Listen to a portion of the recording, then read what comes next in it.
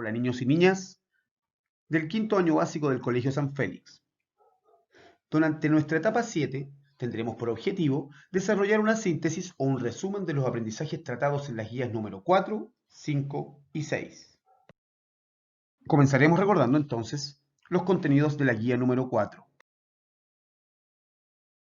En el inicio de nuestra clase de hoy vamos a hablar del ciclo del agua, que también es conocido como ciclo hidrológico, y es el proceso permanente donde el agua se va a ir transformando y circulando en la naturaleza. Durante este proceso, este líquido elemento tan vital para nuestra vida va a ir pasando por sus diferentes estados de agregación, ya sea sólido, líquido o gaseoso. Ahora la pregunta que debemos hacernos es ¿para qué sirve el ciclo del agua? Vimos anteriormente que el agua se acumulaba principalmente en nuestro planeta, en los ríos, mares, lagos, océanos, glaciares y napas subterráneas. ¿Pero para qué sirve? El agua es fundamental para el mantenimiento de la vida en nuestro planeta. Además, se encarga de mantener las temperaturas estables. Por lo tanto, el ciclo del agua es importantísimo para que podamos seguir viviendo. Podríamos definir un ciclo como una serie de etapas o fases que se van repitiendo en el tiempo. El ciclo del agua o hidrológico se va a componer de 6 etapas o fases principales: la evaporación, la condensación, la precipitación, la escorrentía, la infiltración y transpiración, que ahora comenzaremos a analizar. Podemos ubicar a la evaporación como el inicio del ciclo hidrológico. ¿Qué es lo que va a ocurrir? El calor que es liberado por el sol va a calentar esta agua que se encuentra en los ríos, lagos y océanos, entre otros, y va a convertir esa agua que está en estado líquido en estado gaseoso. Recuerda que el paso del líquido a gas se denomina evaporación. Esto que va a permitir que el gas, al ser más liviano, suba hacia la atmósfera. En la medida que el agua en estado gaseoso va subiendo en la atmósfera, esta comienza a enfriarse, lo que va a ir formando pequeñas gotitas que se van a agrupar y van a ir originando las nubes y la neblina. Este proceso de transformación del agua, del estado gaseoso al líquido, se conoce como condensación. Cuando hay mucha agua condensada en la atmósfera, esta tendrá que precipitar. Diciéndolo en otras palabras, cuando las nubes están muy pesadas, la fuerza de gravedad hará su trabajo. Existen dos tipos de precipitación: la precipitación líquida como la lluvia o la precipitación sólida como el granizo y la nieve. ¿De qué va a depender esto? Va a depender del lugar donde se encuentren las nubes. Donde haga más frío, por lo general va a caer precipitación sólida, y donde no sea tan frío, líquida. Después que precipitó, es decir, que el agua ya cayó sobre el terreno o sobre la superficie de la tierra, parte de esa agua se va a filtrar a través del suelo, por medio de unas pequeñas grietas que éste tiene. ¿Dónde va a llegar? A unas especies de cavernas que se encuentran bajo la tierra, que conocemos como napas o depósitos subterráneos. Este proceso se conoce también como percolación o infiltración. Otro proceso importante dentro del ciclo del agua es la transpiración, que se produce principalmente por las plantas, que pueden absorber el agua de los depósitos subterráneos o bien de las mismas precipitaciones, y después de usarla la van a liberar nuevamente al medio ambiente por medio de este proceso. Ustedes también, después que hacen ejercicio, transpiran. ¿Qué es esto? Están devolviendo el agua que ocuparon a la atmósfera. El último proceso del ciclo del agua que vamos a analizar es la escorrentía.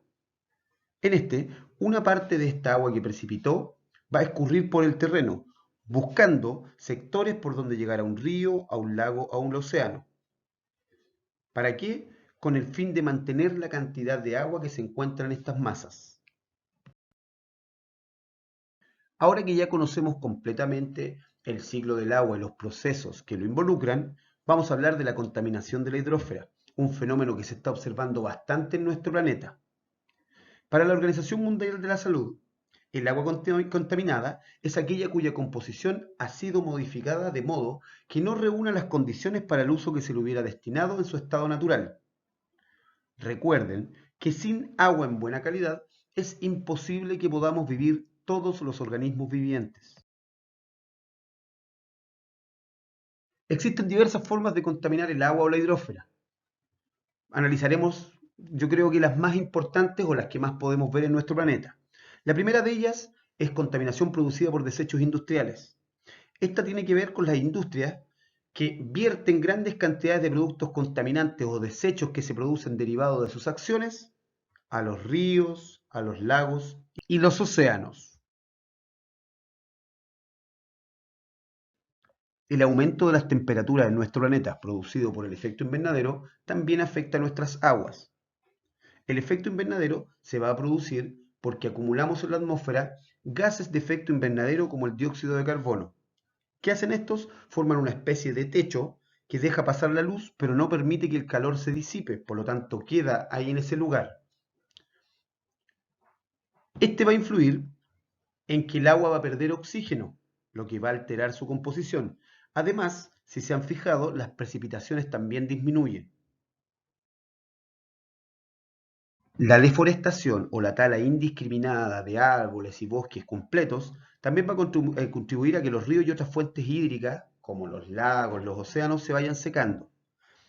Además, si ustedes se fijan, cuando se cortan los árboles, quedan las raíces en el suelo.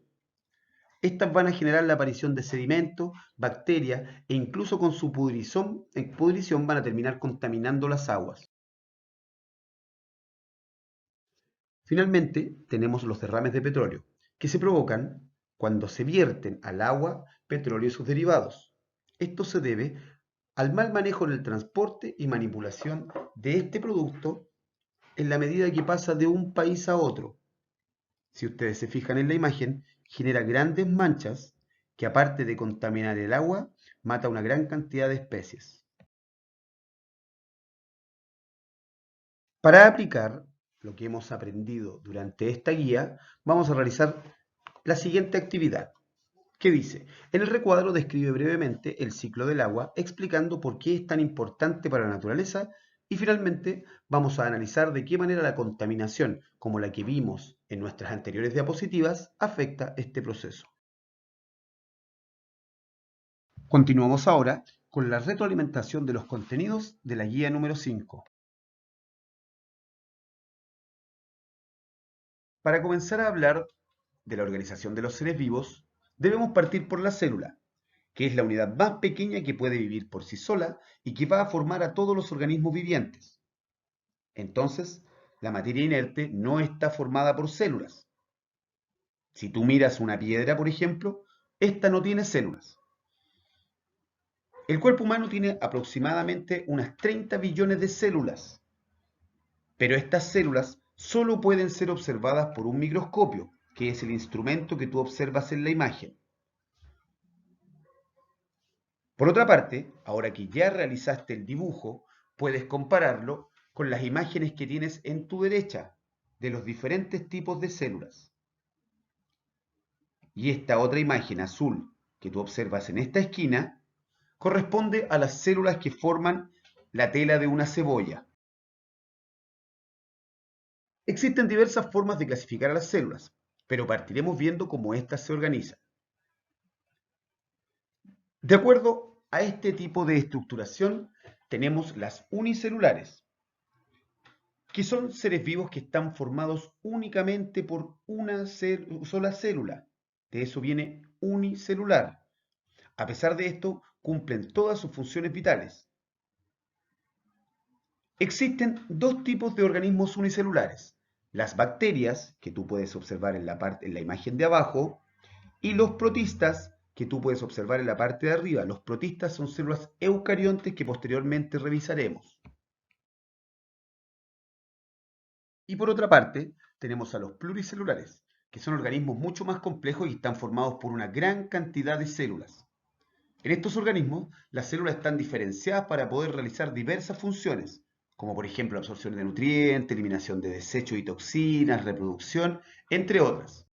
En la imagen de abajo pueden observar diferentes tipos de seres vivos pluricelulares y en la imagen de la derecha podrás ver los niveles de organización que van formando a la rata, que parten de una célula, el tejido, los órganos, los sistemas o aparatos y finalmente el organismo vivo. Así están conformados los pluricelulares. De acuerdo a su estructura, también tenemos dos formas de clasificar a las células. Tenemos primero las procariontes, que son las más antiguas y más simples, y que tienen como característica que siempre viven solas, es decir, son unicelulares. No tienen núcleos y organelos y son más pequeñas que las células eucariontes. El mejor ejemplo de este tipo de células son las bacterias. Y también encontramos a las células eucariontes, que se cree que son una evolución de las procariontes, es decir, son más modernas, y presentan diversas características, entre ellas que pueden formar organismos uni y pluricelulares, es decir, pueden vivir de a una célula o de a varias. Además, como puedes observar en el dibujo, presentan núcleo y organelos, y son más grandes que las células procariontes. Siguiendo con las clasificaciones, ahora nos toca ver los tipos de células eucariontes, que también son dos. Partiremos con las células animales. Estas células forman a todos los insectos, los peces, los animales, los reptiles, todos los seres vivos que no pueden realizar la fotosíntesis, es decir, tienen que alimentarse de otros organismos. A todo este tipo de organismos se les conoce como heterótrofos.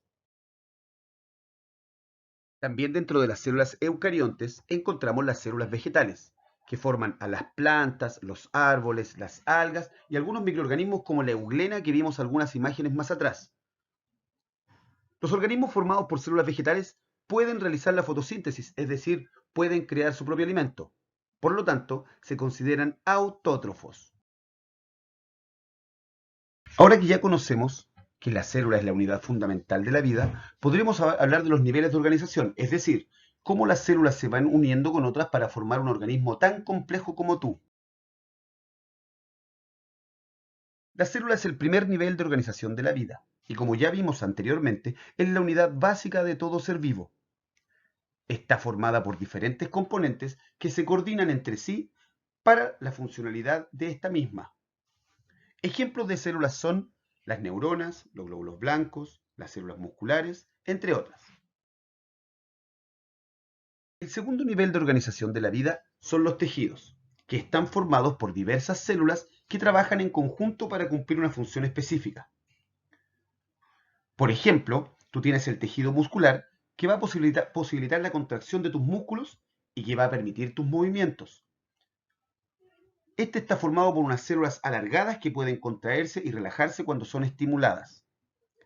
En el dibujo de la derecha tienes diversos ejemplos de tejidos que van formando después órganos. El tercer nivel de organización son los órganos, que están formados por un conjunto de tejidos que cumplen un rol determinado. Como ejemplos de órganos tenemos el corazón, los pulmones, los riñones, el estómago. El cuarto nivel de organización de la vida son los sistemas, que están formados por un grupo de órganos que van a cumplir una función específica, como por ejemplo el sistema digestivo, que le va a entregar a tus células los nutrientes necesarios para que puedan realizar sus funciones. Nuevamente en el lado derecho puedes observar prácticamente todos los sistemas que forman tu cuerpo. Y finalmente, llegamos al quinto nivel de organización de la vida, que es un organismo. Los organismos son seres vivos formados por diferentes sistemas de órganos, como los que vimos anteriormente. Cada uno cumple con funciones esenciales para que éste se mantenga en la vida. Puedes observar en la imagen los 5 reinos de los seres vivos. Sigamos trabajando con nuestra guía. Apliquemos ahora los contenidos de la etapa número 5. En el recuadro van a notar si el organismo de la imagen es unicelular o pluricelular y si debe ser observado con un microscopio o no. Guíense por el ejemplo de la rana. La rana es un organismo pluricelular y no es necesario que sea observado por un microscopio. En la segunda actividad de aplicación del aprendizaje, vamos a enumerar del 1 al 5 desde la unidad más pequeña al organismo más complejo. Para ello, debes recordar los niveles de organización de la vida. Y finalmente, vamos a hacer un breve repaso de los contenidos de la guía número 6. Comenzaremos la clase de hoy hablando del sistema circulatorio. Este cumple diversas funciones en nuestro cuerpo. Algunas de ellas son transportar y entregar nutrientes, gases y células sanguíneas a todas las células de nuestro cuerpo. Además, recoge desechos que se van a eliminar por medio de la orina, el exhalar y el sudor. Y también defiende al cuerpo de infecciones y ayuda a estabilizar la temperatura. Ahora que ya conocemos las funciones principales del sistema circulatorio, analizaremos sus componentes.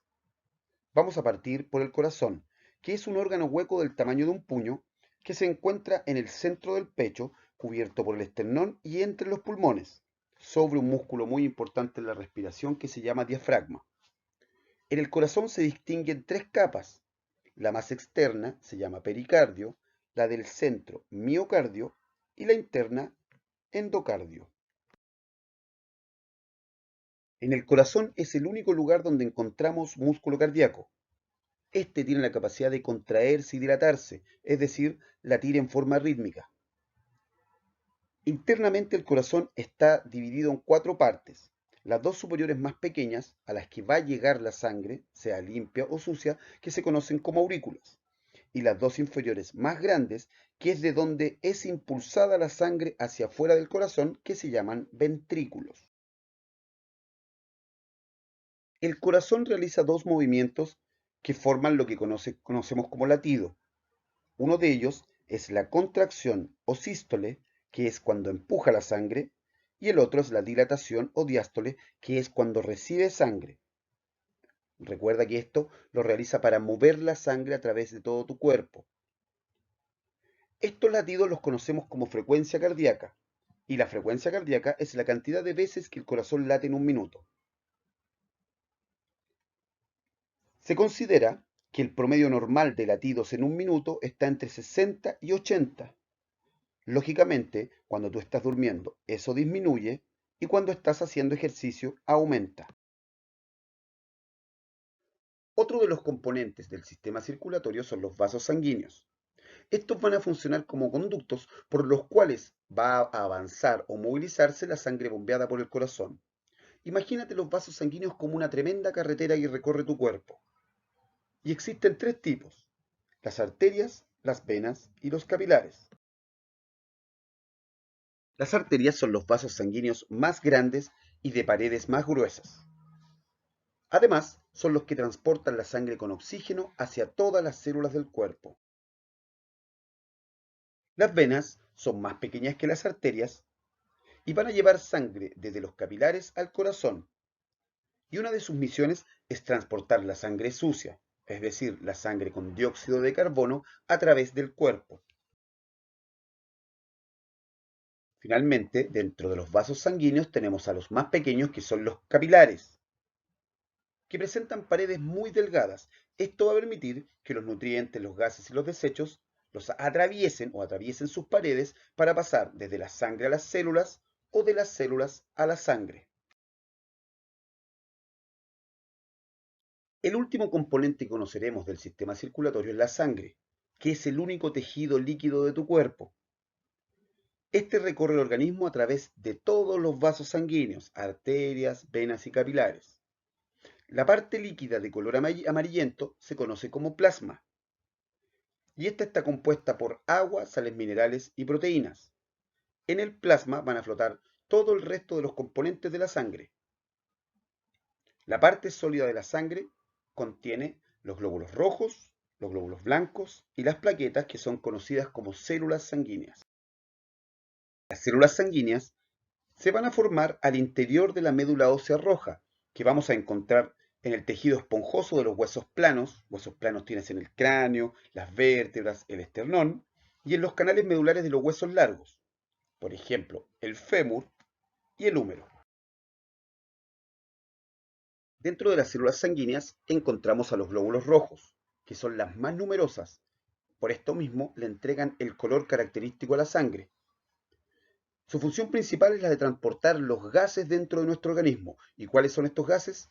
El oxígeno, que van a enviar los pulmones a todas tus células, y el dióxido de carbono, que es el desecho que generan estas células, que se van a enviar para que nosotros lo eliminemos. Otra de las células sanguíneas son los glóbulos blancos, que se van a encargar de defender el organismo y que se pueden encontrar en diferentes tipos. Hay macrófagos que se van a tragar y destruir a las bacterias, los linfocitos, que se encargan de fabricar los anticuerpos y atacar a los virus, y los granulocitos, que son los primeros que van a atacar a las bacterias. Y las plaquetas son los últimos de los vasos sanguíneos. Estas se encargan de la coagulación de la sangre, es decir, en caso que se produzca alguna herida o lesión, esta va a generar una especie de costra que va a ir cerrando esta herida progresivamente. Por lo tanto, son las encargadas de evitar que nos desangremos. La clase de hoy va a tratar sobre el sistema respiratorio.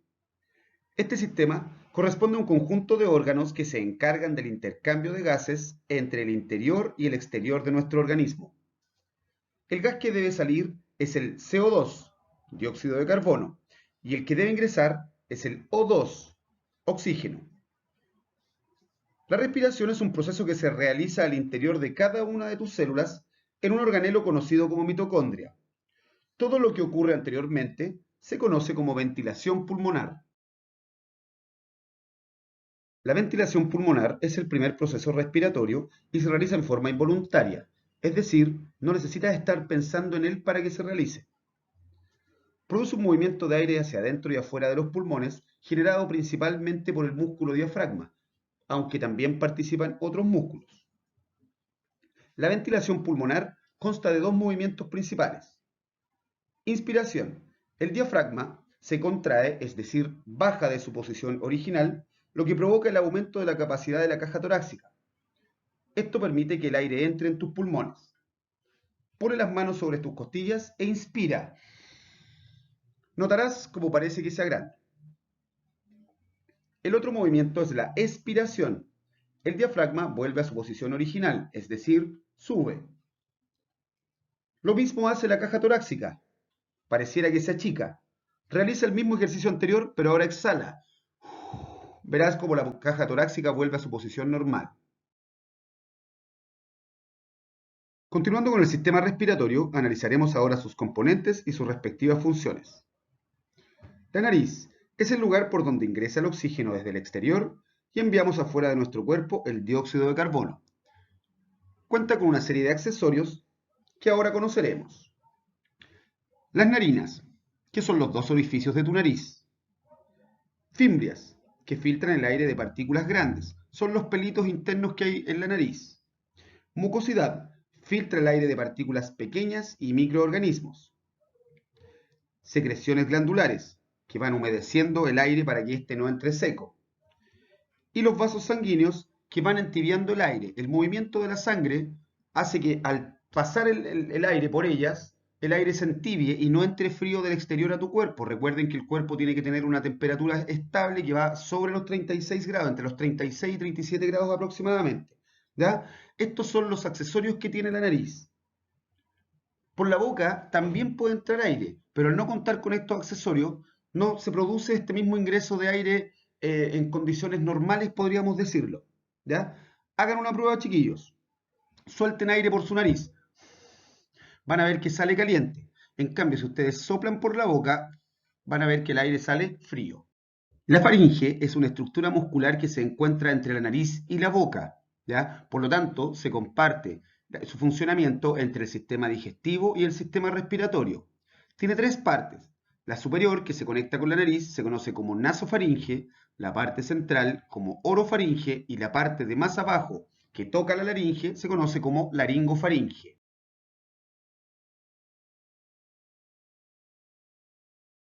La laringe es el órgano donde se produce la voz, pues en este lugar se encuentran las cuerdas vocales, que son cuatro, dos verdaderas y dos falsas. Además, cuenta con un tapón hecho de cartílago que se conoce como epiglotis. Este tapón se encarga de tapar la laringe cuando comemos y deja pasar el bolo alimenticio hacia el estómago. Y al contrario, cuando respiramos, tapa el esófago y permite el paso del aire hacia los pulmones. La tráquea es un órgano formado por anillos cartilaginosos. Permite el paso libre del aire inhalado y el exhalado. En algún minuto la tráquea se divide en dos ramificaciones conocidas como bronquios. El lugar donde se forman los bronquios se conoce como carina.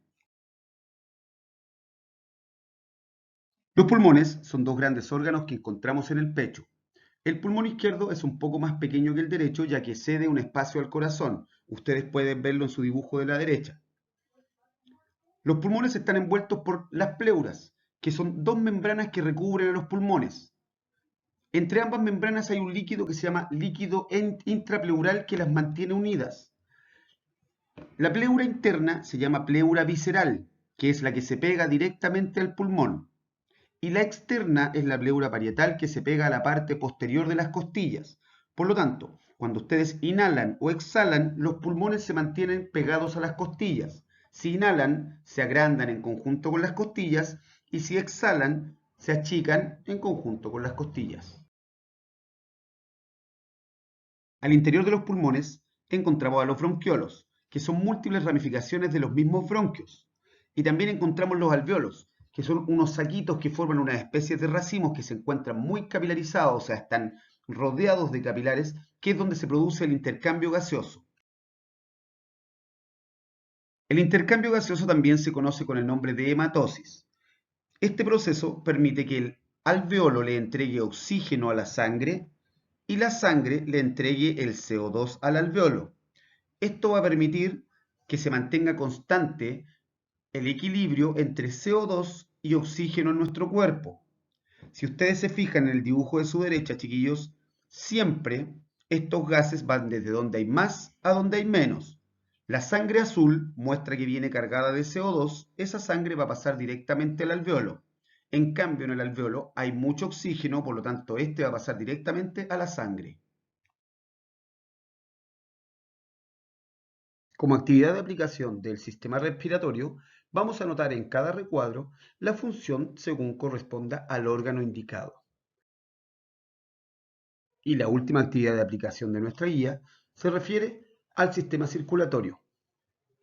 Como ya sabemos que este trabaja en conjunto con el digestivo y el respiratorio, lo que vamos a hacer es imprimir esta parte de la actividad, recortar los corazoncitos y ponerlos donde corresponda.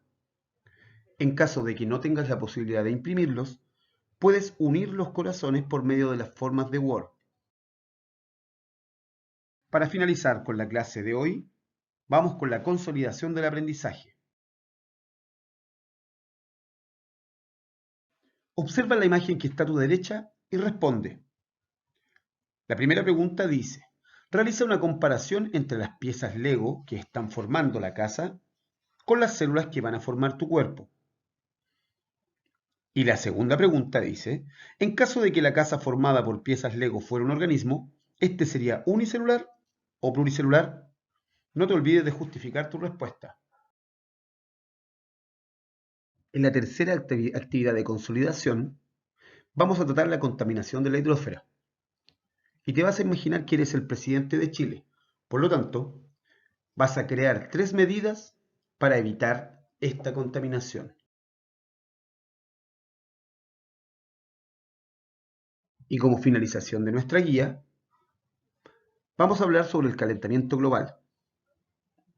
Entonces, ¿qué es lo que vas a hacer? Vas a explicar con tus palabras si crees que este realmente afecta al ciclo hidrológico o ciclo del agua y de qué manera lo hace. Hasta la próxima clase, niños y niñas de quinto básico. Un gran abrazo, ojalá que nos veamos muy pronto y cuídense mucho.